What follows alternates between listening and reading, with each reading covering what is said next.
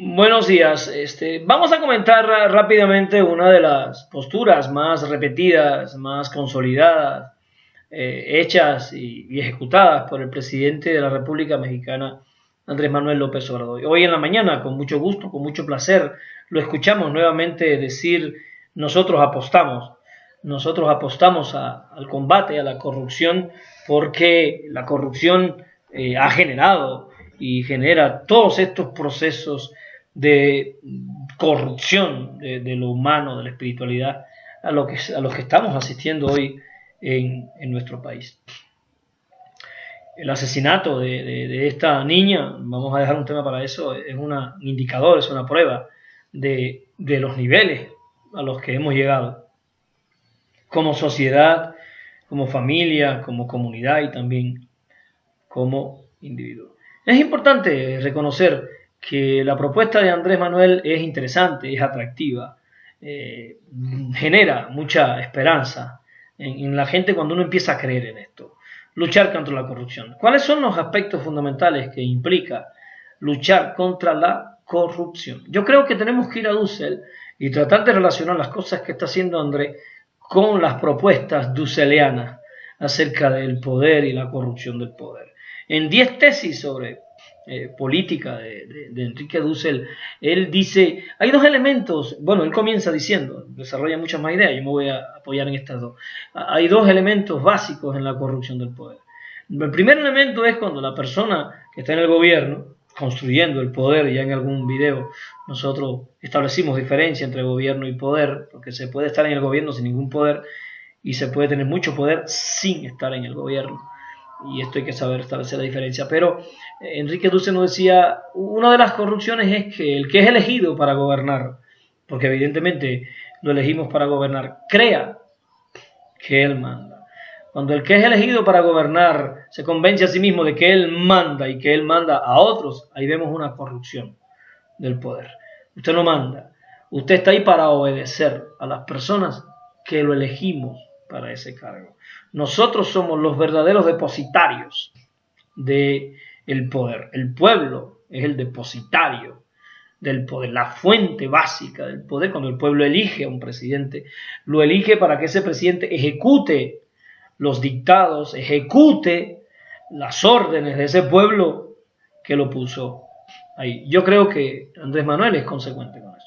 Cuando Andrés Manuel se para cada mañana a rendir cuenta de lo que está haciendo, a explicar lo que está haciendo, a exponer cuáles son las políticas de gobierno, está ejecutando un mandato obediente. Está rindiendo cuenta humildemente frente al pueblo que lo eligió de las cosas que se están haciendo y por qué se están haciendo así. Es una clase de política, es una clase de un gobierno diferente, y no por gusto es la primera vez en la historia de este país que vemos a un presidente hacer un ejercicio democrático y un ejercicio de comunicación como este que está haciendo Andrés Manuel. Lo digo al margen de todos los errores que se puedan cometer en el mismo ejercicio y todas las limitaciones que puede tener este mismo ejercicio, porque evidentemente la búsqueda de la mayor democracia posible pasa por el propio proceso de reconstruir la democracia sobre sí misma, o sea, reconocer el hecho de que lo que estamos haciendo tiene limitaciones, lo que estamos haciendo porta errores.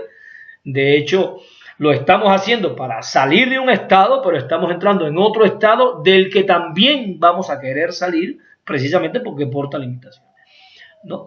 Por eso, partir primero de la humildad de reconocer, esta no es la panacea, esto no es la solución a los problemas, pero es un excelente ejercicio en el que la persona elegida se pone al servicio de los que lo eligieron y empieza a rendir cuentas. Sería interesante, sería muy bueno que empezáramos a ver este ejercicio repetirse en los estados y en los municipios. Y es una pregunta que nosotros tenemos que empezar a hacernos. ¿Por qué un ejercicio tan contundente como este se puede hacer a nivel de nación, a nivel de federación, y no a nivel de municipio?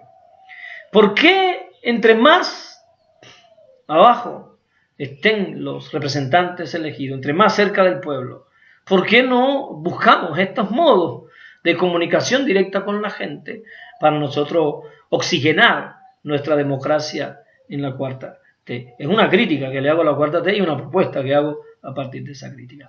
Me parece que no debemos quedarnos encandilados por la acción ejemplarizante del presidente, y tenemos que tratar de convertir esto que está haciendo el presidente en una norma, en una forma nueva de hacer política a nivel nacional.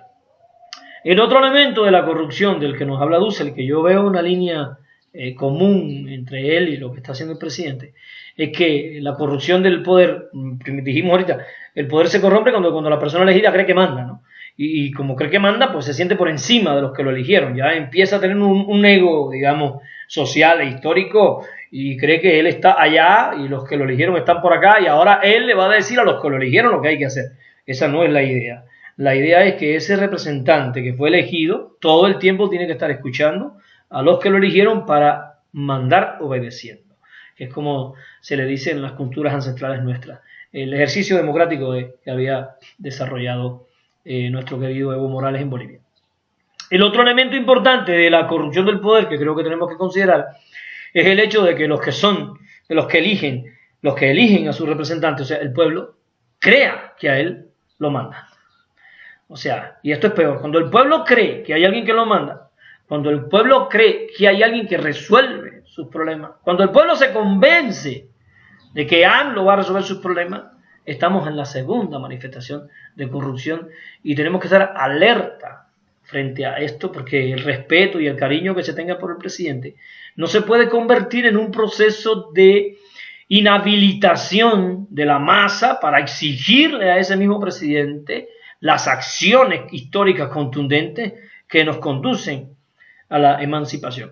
Por eso con mucha alegría escuché hoy cuando el presidente le preguntaron y él dijo: todas estas acciones de protesta, todas estas acciones del pueblo en la calle son muy bienvenidas, yo la veo muy bien, y puso dos ejemplos que son contundentes, porque él dijo: si Villa y si Zapata no hubiesen entrado al Palacio Presidencial, si Villa y Zapata no se hubiesen sentado en la silla presidencial, no se hubiese aprobado la reforma a la ley en la que se le daba al campesino el derecho a la tierra.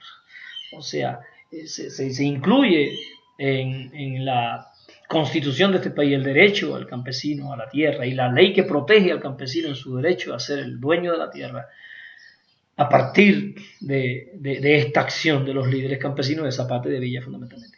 Y también dijo: si no hubiese ocurrido la revolución de 1910, si no se hubiese dado la revolución de Zapata y de Villa, la revolución de los de abajo, nunca hubiésemos tenido la Constitución de 1917, que como se sabe es la más desarrollada constitución que habíamos tenido en toda la historia y probablemente la más desarrollada constitución de este continente. Se convirtió en un modelo de esa constitución de 1917.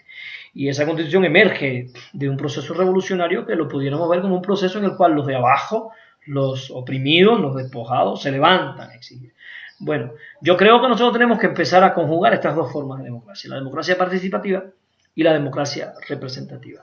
O sea, los de abajo levantándose para exigir, ¿no? Y también los de arriba poniéndose al servicio de esas exigencias. Esto es importantísimo, yo creo, para los maestros de la CENTE en el país. ¿Por qué?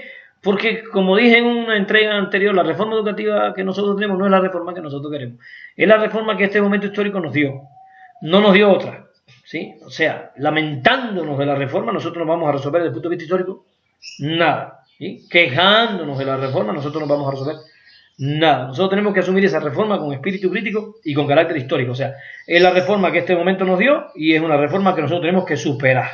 Nosotros nos tenemos que preparar consciente y organizadamente para superar a esta reforma educativa que no es ni por mucho ni por poco la reforma educativa que el pueblo de México se merece.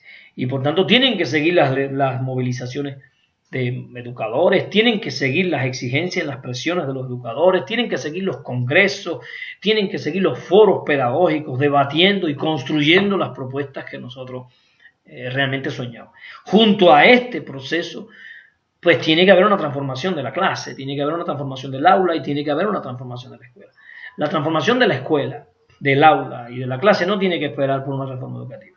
La transformación de la escuela, del aula y de la clase emerge de la conciencia histórica, de la conciencia de clase, de la conciencia ideológica, política, de la comprensión pedagógica y psicológica de los procesos que hacia dentro de la escuela se están desarrollando por parte de los maestros.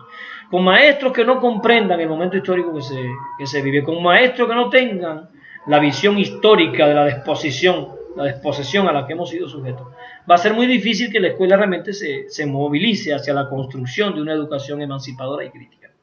Y evidentemente dentro de todo este proceso, un elemento básico y fundamental es la relación escuela-familia. La relación escuela-familia es fundamental porque es a través de la relación escuela-familia como la institución educativa puede golpear de manera positiva, constructiva y propositiva los valores tradicionales del capitalismo e ir hacia una construcción de valores solidarios, que no sean valores competitivos, meritocráticos, instrumentales, que es lo que nos ha heredado la sociedad neoliberal del capitalismo. Lo dejamos en esta entrega, con este pequeño análisis. Les proponemos, si les interesa y les gustan las propuestas que hacemos, que nos acompañen en nuestro canal. Nos vamos y nos vemos. Hasta la próxima.